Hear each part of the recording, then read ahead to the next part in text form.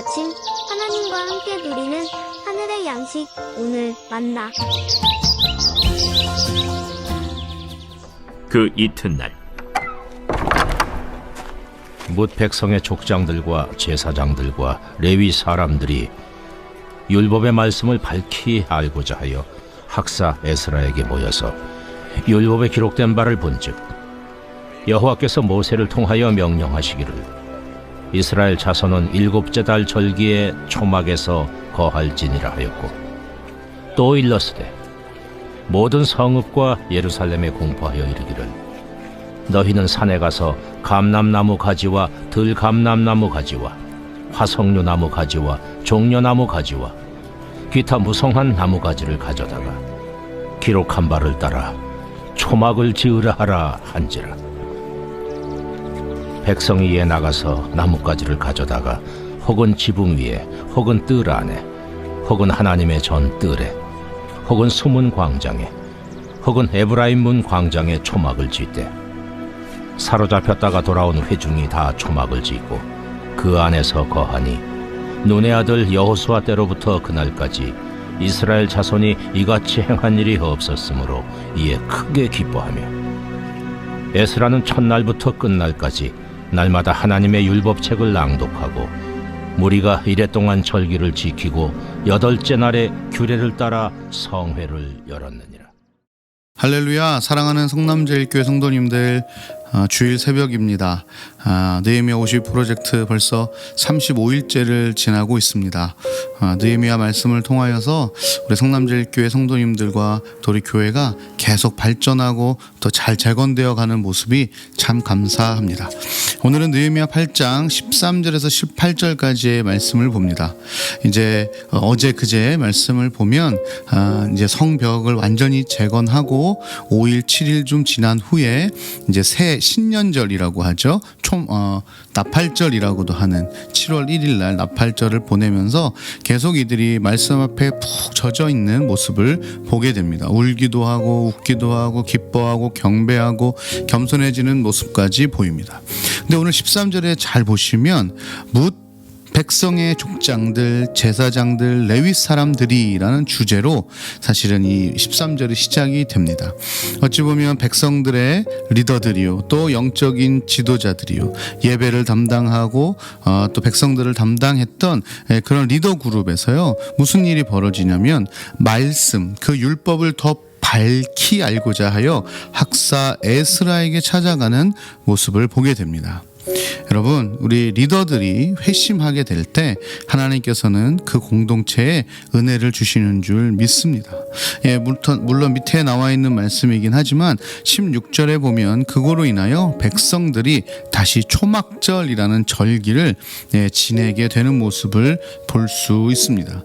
목이 꼿꼿하고 늘 사람들에게 고개 숙임을 받았던, 그리고 자기가 영적으로 괜찮다고 생각했던 사람들이 하나님의 말씀을 거치면서 성벽의 재건함 속에 거하시는 그 하나님을 경험하면서 이제 그 말씀을 더 깊이 알고 싶어하는 은혜가 생긴 것이죠. 영적 갈급함이 생긴 것입니다. 그 영적 갈급함이 생기니까 이들이 그 말씀을 배우고 싶어합니다. 겸손의 모습이죠. 하나님과의 관계가 회복되면 그 말씀이 듣고 싶습니다. 하나님의 말씀 너무너무 듣고 싶습니다. 그리고 그 하나님을 배우고 싶게 되는 것이죠. 자, 그래서 율법을 찾아보니 모세가 자손들에게 일곱째 달 절기, 그 중에 초막절에 대한 얘기를 보게 됩니다. 사실 이 초막절은 광야 생활을 할 때를 기억하면서 만나로 메추라기로 또 물로 여러 가지 인도와 전쟁을 통해서 하나님이 아무것도 없는 그 광야 생활에서 살아나게 하시는 그날을 기억하며 감사하는 절기입니다. 일주일 정도 이 절기를 갖게 되는데요, 집 말고 집 옆에 자그마한 초막을 짓고 일주일 동안 거기서 생활을 하게 됩니다. 생활을 하면서 이 아비와 어미가 자녀에게 왜 초막절을 지내는지, 그리고 출애굽 당시 하나님께서 이스라엘 백성들, 우리 민족에게 어떤 은혜를 주셨는지를 다 가르치고 또 자녀는 배우게 되는 것이죠. 지금도 유대인들은 이 초막절을 지킵니다. 뭐 우막살이 같은 조그만 집을 짓기도 하고요, 아니면 텐트형으로 만들기도 하고요, 어디는 큰 천막을 치기도 합니다. 또 어디는 실제로 조그만 초막을 짓기도 합니다. 여러 가지 모습이지만 거기에 일주일 동안 집 밖에 거기서 살면서 지금도 초막절을 지내는 모습을 볼 수도 있습니다. 어쨌든 이 백성들이 이 초막절을 지키기 위해 뭘 하죠? 16절에 보니까요, 백성이 이에 나가서 초막절을 지켜라 하는 순간 백성들이 나갑니다. 어디로요? 나뭇가지를 가져서요, 지붕 혹은 뜰 안에 또 하나님의 전에서 초막을 짓기 시작합니다. 여러분, 물론 이 초막을 짓는 것이 어려운 일은 아니지만 이들이 그 엄청난 대공사에 상당한 노동력을 많이 들였던 그 성벽을 건설한 지 이제 15일밖에 안 된 상황이거든요. 사실 쉬고 싶었겠죠. 그러나 하나님의 은혜를 경험한 이들이기에 즉각적이고 자발적으로 그 말씀을 따라 살아가게 됩니다. 사실 여러분, 우리가 돌아볼 것이 있습니다.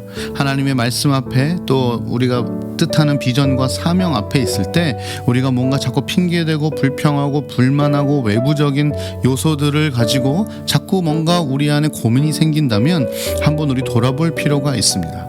내가 하나님과의 관계가 지금 어떤가 하는 것이죠. 문제는 그 내 앞에 있는 현안들이 아니라 실제로 하나님과의 관계가 더 큰 문제일 수 있습니다. 이스라엘 백성들, 사실 지금 이때가 어떤 때죠? 아직 이스라엘이 완성되지 않았습니다. 포로가 다 돌아오지 않았습니다. 1차 포로들이 왔고 자기 형제들 자매들은 아직도 머나먼 타국에 있는 상황입니다.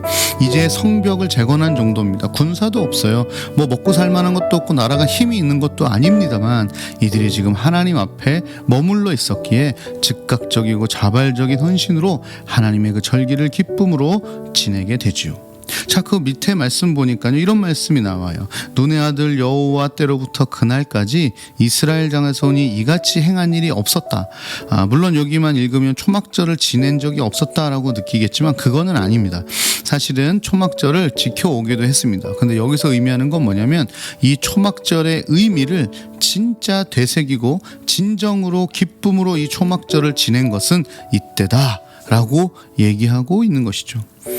그런데 이렇게 힘든 사실은 일을 하고 있었죠. 초막절 밖에 나가서 밥 먹는 거 쉽지 않잖아요. 일주일 동안 밖에서 생활하는 거 쉽지 않은데 17절 뒤에 보시면 이에 크게 기뻐하며 라는 단어가 나옵니다.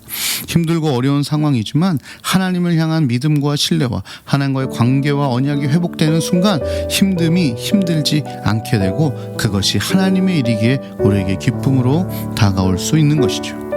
얼마나 감사한지 모릅니다. 그리고 이렇게 이래 동안 절기를 지킵니다. 그리고 여덟째 날에 규례를 따라 성회를 열게 됩니다. 지금으로 하는 부흥 집회가 있는 것이죠. 여러분, 상상만 해도 어마어마하지 않습니까? 초막에서 그 하나님의 은혜를 나누던 그 이스라엘 백성이 다 모여서 하나님을 예배하고 찬양하는, 저희 다음 주가 기대됩니다. 다음 주에 우리 이제 다 같이 모여 예배할 텐데요. 여러분, 매일 우리는 예배를 드립니다. 아까 초막절 한 번 이때만 처음 드린 게 아니라 여러 번 초막절을 드렸지만 이때를 하나님이 기억하셔서 오늘 이렇게 기쁘게 극찬하셨던 것처럼 여러분, 우리 예배 한두 번 드리는 건 아닙니다. 그러나 우리가 다시금 하나님께 마음을 드리고 다시금 우리가 멀어졌던 하나님과의 관계를 회복하면 매주 드리는 것 같은 그 예배가 어찌 보면 처음 드리는 예배처럼 하나님께 올려드릴 수 있지 않을까요? 하나님도 매일 받으시는 예배지만 마치 내가 처음 드리는 예배처럼 우리의 예배를 기쁘게 받으시지 않을까요? 다시 한번 회복하고 말씀 앞으로 모이는 우리 성남제일교회 모든 성도님이 되시기를 주님의 이름으로 축복합니다.